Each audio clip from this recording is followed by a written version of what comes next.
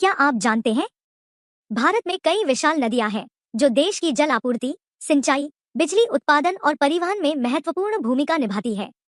भारत की सबसे लंबी नदी गंगा नदी है, जिसकी लंबाई लगभग 2525 किलोमीटर है और यह उत्तराखंड से निकलकर बंगाल की खाड़ी में समाहित होती है। दूसरे स्थान पर गोदावरी नदी है, जिसकी लंबाई 1465 किलोमीटर है और इसे दक्षिण गंगा भी कहा जाता है। तीसरी सबसे लंबी नदी कृष्णा नदी है, जिसकी लंबाई 1400 किलोमीटर है। चौथे स्थान पर यमुना नदी है, जिसकी लंबाई 1376 किलोमीटर है और यह गंगा की सबसे बड़ी सहायक नदी है। पांचवें स्थान पर नर्मदा नदी है, जिसकी लंबाई 1312 किलोमीटर है और यह पश्चिम की ओर बहने वाली प्रमुख नदी है।